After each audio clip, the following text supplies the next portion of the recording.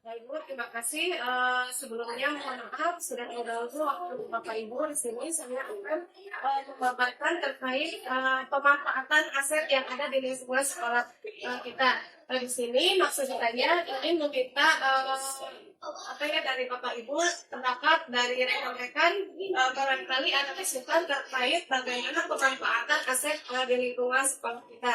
Adapun yang sudah saya lalui terkait pemanfaatan aset sekolah, yang pertama ada 7 ya. Yang pertama modal sosial, modal politik, modal fisik, finansial, agama dan budaya, sosial, dan yang terakhir lingkungan alam.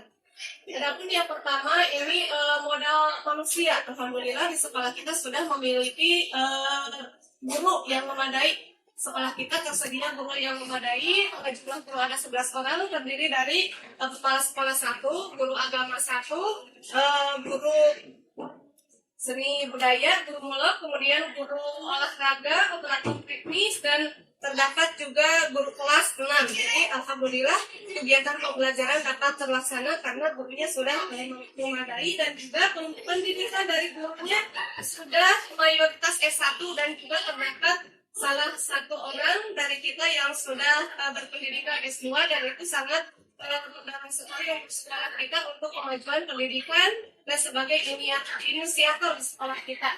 Kemudian kita juga memiliki pengawas pembina, kepala sekolah yang kompeten dan merupakan instruktur pramuka nasional, dan ini akan mendorong kita dan seluruh warga sekolah, baik kita maupun murid, untuk bisa aktif, kreatif, dan mampu berorganisasi dengan baik. Kemudian guru yang sudah tersertifikasi ada 3 orang, dan mudah-mudahan rekan-rekan yang lain juga segera bisa sertifikasi, dan juga murid kita terdapat 73 orang, dan alhamdulillah terdapat 6 rombel. Kemudian pendidikan orang tua heterogen, mulai dari SD sampai D3 juga ada.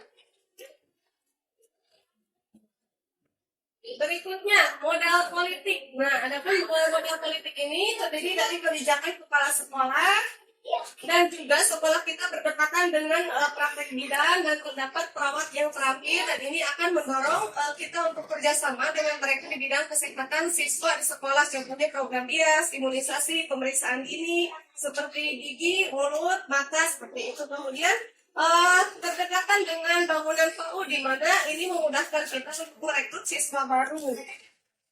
Barangkali ada tambahan terkait modal fisik atau politik. Ruang kelas kita terdapat 4 ruang, tetapi meskipun demikian kita tidak menjadi sebuah hambatan bagi pelaksanaan pembelajaran. Meskipun di sekolah kita hanya memiliki 4 ruang belajar, tapi kita bisa menjadikan sebuah tantangan bagaimana supaya pembelajaran tetap terlaksana meskipun dengan ruangan yang terbatas ini. Itu bisa dengan disekat seperti itu ya. Kemudian untuk fisik di sekolah yang kita miliki terdapat ruang guru, terdapat dapur dan gudang, lapang poli, lapang upacara, WC atau toilet, gedung sekolah, dan media infocus, smartboard, audio, speaker, salon, dan smart TV yang bisa kita gunakan sebagai media pembelajaran. Berikutnya untuk modal finansial, kita mendapatkan bantuan bos reguler ya.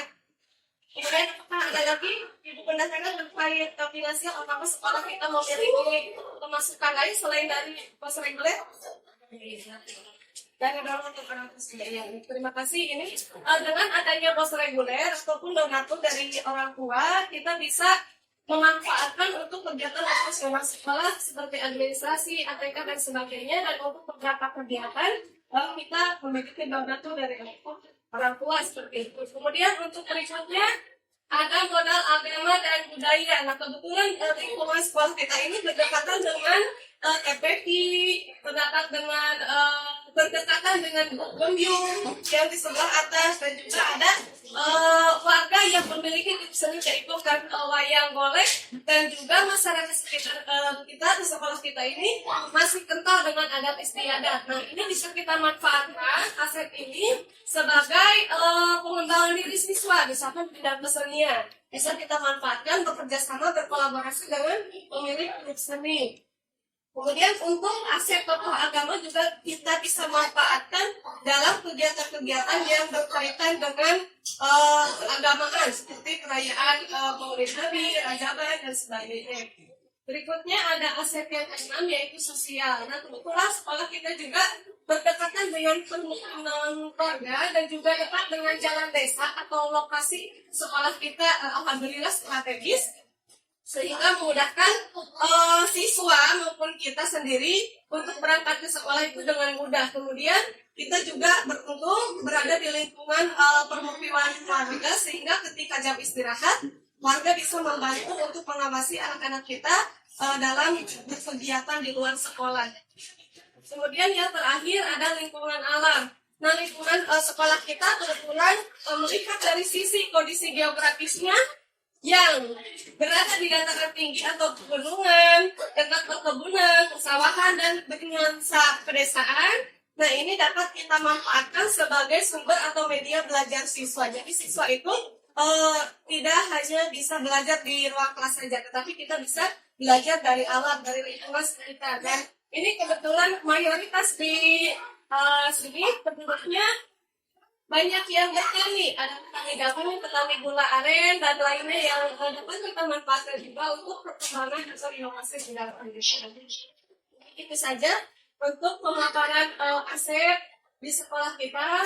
Apabila Bapak Ibu ada yang mau menambahkan atau mungkin yang belum tersampaikan, silakan untuk disampaikan. Terima kasih. Assalamualaikum warahmatullahi wabarakatuh.